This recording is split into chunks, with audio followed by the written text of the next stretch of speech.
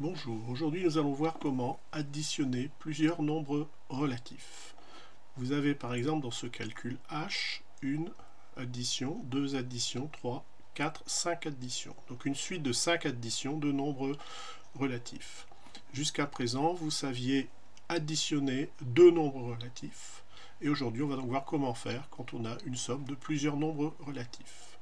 Tout ce que nous disons aujourd'hui n'est valable que lorsqu'il n'y a que des additions.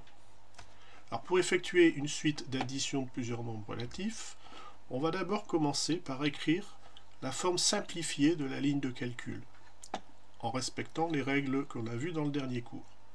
C'est-à-dire, le premier nombre est un nombre positif. Tous les nombres de la ligne, on va essayer de les écrire sans parenthèse et faire disparaître tous les signes d'addition. Donc je disais que le premier nombre, comme il est positif, il peut s'écrire sans son signe, 4. Puis on écrit le nombre moins 7. Le nombre moins 7, on oublie le signe d'addition, on oublie les parenthèses. On écrit le nombre plus 5, on oublie le signe d'addition et ses parenthèses. On écrit le nombre moins 6, on oublie le signe d'addition et les parenthèses. On écrit le nombre plus 10, donc plus 10, on oublie le signe d'addition et les parenthèses. On écrit le nombre moins 9, en oubliant le signe d'addition et les parenthèses. On a donc ainsi une suite de plusieurs nombres relatifs écrits les uns derrière les autres. Les signes d'addition ne sont plus écrits, mais cette ligne correspond bien à une addition de ces 6 nombres relatifs. Chaque signe n'est pas un signe d'opération. Chaque signe est le signe du nombre relatif, comme ici le moins, c'est le signe du nombre moins 7. Le plus 10, le plus, c'est le signe du nombre plus 10. Pour continuer ce calcul, on va regrouper les nombres négatifs entre eux et on en fait le bilan. On regroupe les positifs entre eux et on en fait le bilan.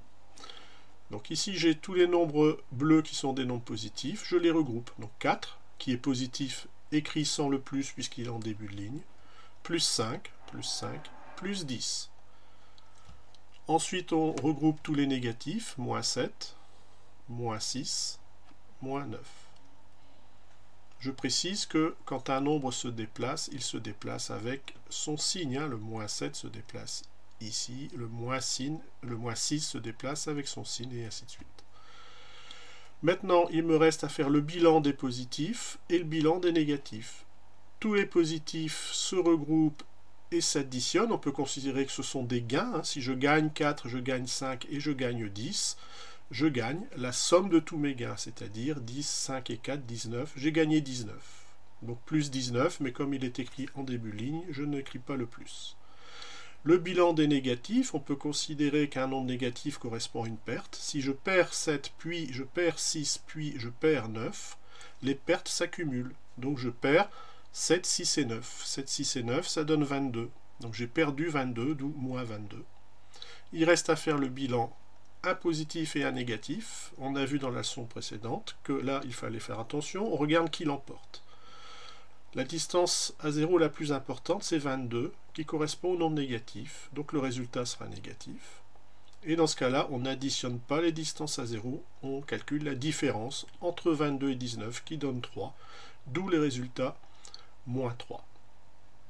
Tu as ici une autre suite d'addition de relatifs. Tu vas arrêter la vidéo, chercher la réponse, puis remettre la vidéo pour vérifier.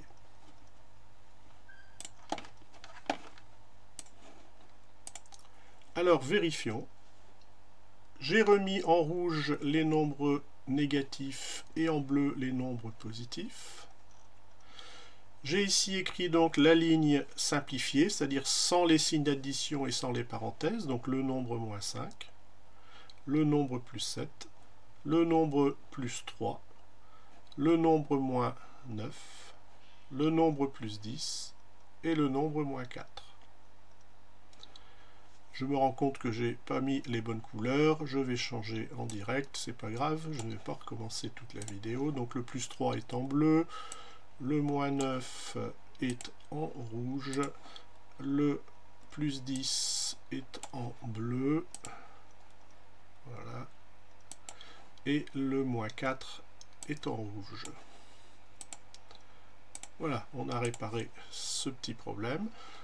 Tous les nombres négatifs en rouge, je les regroupe. Alors, contrairement à la ligne précédente ici, dans l'exercice précédent, je ne les ai pas réécrits les uns derrière les autres. J'estime qu'on a compris que on faisait le bilan de tous les négatifs. Perdre 5, perdre 9, perdre 4, ce qui fait perdre 5, 9 et 4, 18. Perdre 18. Puis le bilan des nombres positifs. Gagner 7, gagner 3 et gagner 10, qui donne gagner 20. Et je fais le bilan des deux derniers nombres. Si je perds 18 et que je gagne 20, le gain est plus important, donc le résultat va être de signe positif. Et on fait la différence entre 20 et 18 qui donne 2. Le résultat est plus 2, qu'on peut écrire sans son signe 2. Voilà pour cette leçon d'aujourd'hui.